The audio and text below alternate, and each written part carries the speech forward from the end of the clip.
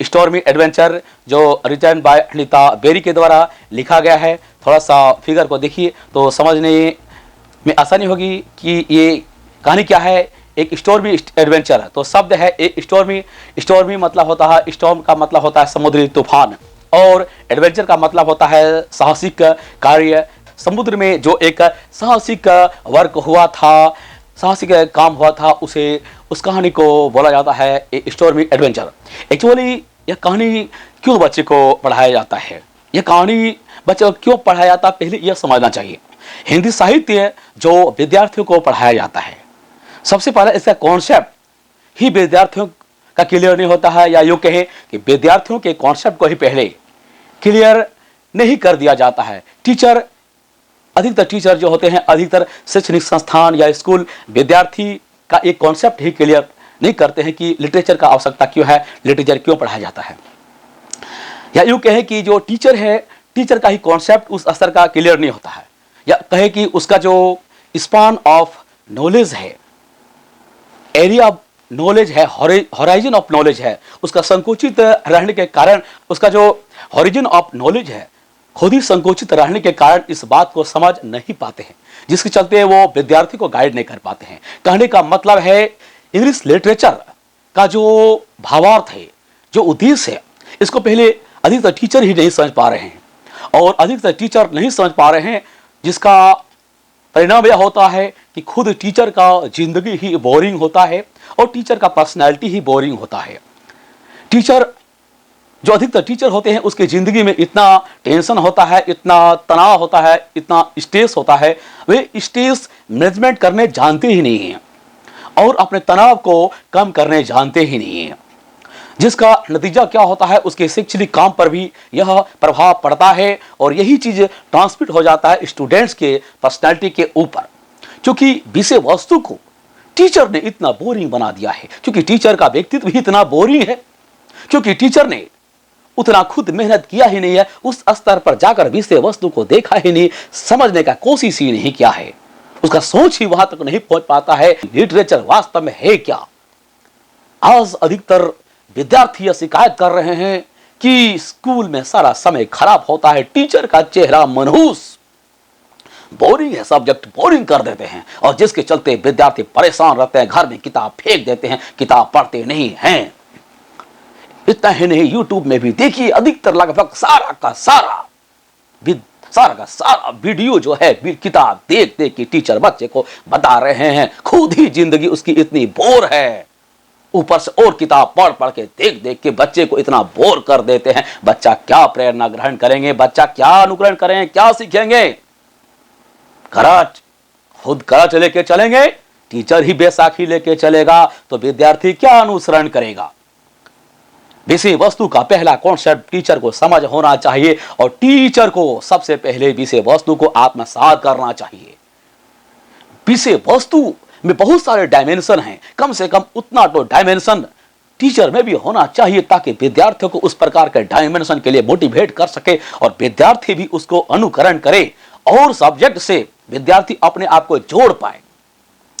जब तक विद्यार्थी सब्जेक्ट से अपने आप को जोड़ेंगे नहीं, सब्जेक्ट को समझेंगे नहीं, उसकी गहराई को समझेंगे नहीं, उसके इंपॉर्टेंस को जिंदगी में समझेंगे नहीं, तो किसी भी बिल्डिंग में चला जाए, किसी भी बस में चढ़े, किसी भी स्कूल और यूनिवर्सिटी में बच्चा चला जाए, बच्चा को एसी में रखिए, चाहे बच्चा को कहीं भी पढ़ाइए, बच्चा में वो क्रिएटिविटी नहीं होगा, उसको समझ नहीं पाएंगे। और होता है क्या, आप बहुत सारे गार्डियन हैं, इसको समझते होंगे, बच्चा का मनोविज्ञान व्यवहार घर में देखते हैं, किताब कभी उधर फेंकता है, किताब कभी इधर फेंकता है, कुछ नोट्स लिखा दिए, क्वेश्चन आंसर लिखा दिए, जूझ रहे बच्चा याद ही नहीं कर पा रहा, वर्ड मीनिंग याद ही नहीं पा रहा। 5-10 वर्ड मीनिंग याद कर दिया तो इतना 5-10-15 वर्ड मीनिंग में क्या एक्सप्रेशन होगा, या भी ज्यादा से ज्यादा विद्यार्थी क्लास में सेकंड फर्स्ट कर लेगा, जिंदगी में कामयाब होगा क्या।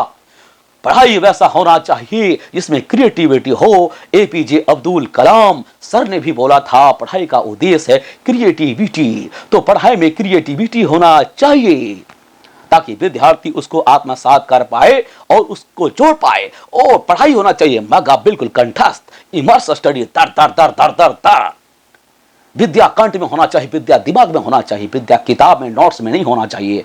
तो मोटिवेशनल में थोड़ा सा मैं अपने आप को रोकना चाहता हूं और आना चाहता हूं टू द पॉइंट। धीरे धीरे बीच बीच में मैं बहुत सारा मोटिवेशनल भी बोलता रहूंगा, क्योंकि मोटिवेशनल भी आप लोगों का दिमाग का बत्ती जलाने के लिए, दिमाग का ताला खोलने के लिए बहुत ही जरूरी है। यही तो स्कूलों में नहीं दिया जाता है और शिक्षण संस्था में नहीं दिया जाता है, वही पुरानी लकीर का फकीर वाला सिलेबस और पद्धति, जिसका परिणाम है कि विद्यार्थियों में क्रिएटिविटी नहीं हो पा रहा है। देश कैसे विकास करेगा, विद्यार्थी कैसे विकास करेगा, विद्यार्थी का गलती कहां पर है, मार्गदर्शन मिलेगा तभी तो विद्यार्थी उसको समझ पाएगा और अपने आप को अनुकरण करेगा, ढालेगा धीरे धीरे धीरे, और विद्यार्थी उसके बाद अपना जिंदगी को डेवलप करेगा। तो मोटिवेशनल में इतना ही।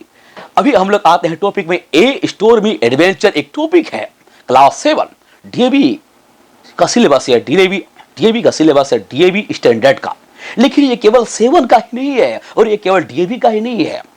ये दिखने में तो है 7, लेकिन बहुत ही इसका गहराई है, बहुत ही डायमेंशन है। 8 वाले भी पढ़ सकते हैं, अगर उसको नहीं पढ़े तो 9, 10, 11, 12 बीए एमए वाले को, और जो बिजनेसमैन है हर कोई को यह कहानी पढ़ना चाहिए, क्योंकि इस कहानी से कल्पना शक्ति को इंप्रूव करता है, भाषा को इंप्रूव करता है, नॉलेज को इंप्रूव करता है, वर्ड मीनिंग को इंप्रूव करता है। इसके साथ कहानी और ज्योग्राफी और विश्व का जानकारी होता ही है, मौसम का जानकारी होता है, ज्योग्राफी का जानकारी होता है, आइलैंड का जानकारी होता है। तो ये कहानी है a stormy adventure, written by Neeta Berry. इन्होंने लिखा है नीता बेरी। तो ये स्टोर्मी एडवेंचर कहानी क्या है? ये कहानी है एक जहाज, एक शिप जिसका नाम है एमवी तृष्णा, जो जाता है, कहां पर जाता है? यह जाता है एक छोटा सा आइलैंड होता है, स्मॉल आइलैंड, मिंडानाओ। किताब में दिया है मिंडाओ। चलिए मिंडाओ ही पढ़ लीजिए, जब नेट में सर्च मारेंगे तो वहां पर मिलेगा मिंडानाओ।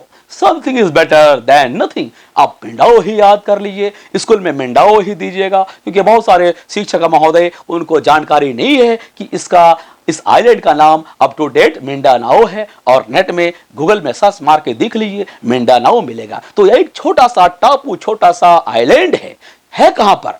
यह है जो फिलीपींस सी है उसके साउथ में है, और फिलीपींस सी जो है चाइना के साउथ में है, और ये मिंडानाओ है। मिंडानाओ के जस्ट थोड़ा सा नीचे में एक छोटा सा टापू है दावाओ, और उसके थोड़ा सा नीचे में दक्षिण में और थोड़ा सा पश्चिम में वहां पर है सुलूसी, और उसके नीचे में है मलेशिया। तो समझ गए हैं, मलेशिया और फिलीपींस के बीच के आसपास एक छोटा सा टापू है जिसका नाम है मिंडानाओ।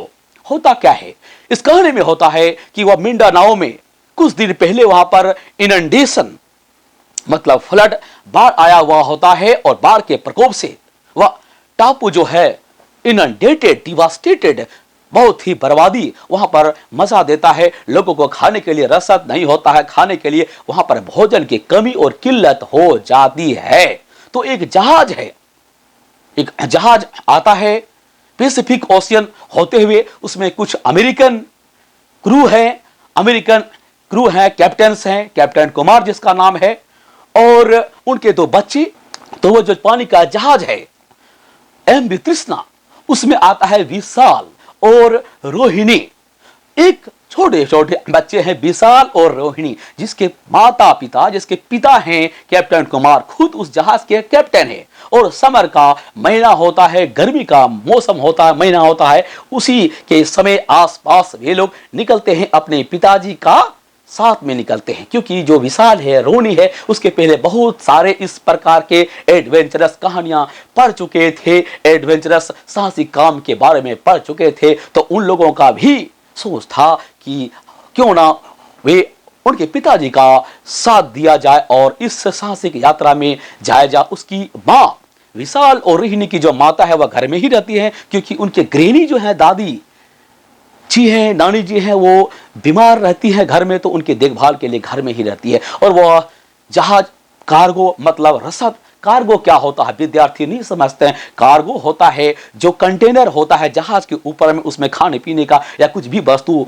उसमें रखा जाता है, वो सब सामान पानी के जहाज में ऊपर में लाद कर ले जाया जाता है। तो कार्गो मतलब सामान वाला बोगी, तो वो सब उस जहाज के ऊपर रहता है और वहां पर चल देते हैं। उसमें से उस जहाज में कैप्टन कुमार होते हैं, उसके साथ मिस्टर बोस जो कि चीफ इंजीनियर है, जो कि मिस्टर बोस जो कि चीफ इंजीनियर हैं उस जहाज के, और उसके अलावा भी कुछ क्रू होते हैं उस जहाज में चलते हैं और जहाज वहां से रवाना हो जाती है मिंडानाओ आइलैंड के लिए जो एक फिलीपींस के पास है।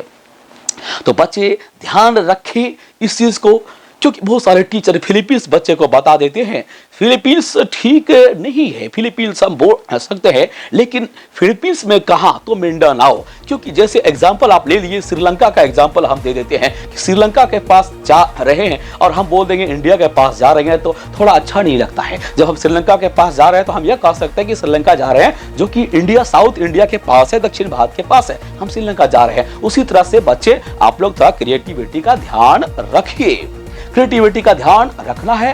तो मिंडानाओ जा रहा था रसद ले जाके, क्योंकि वहां के लोग भूखे मर रहे थे।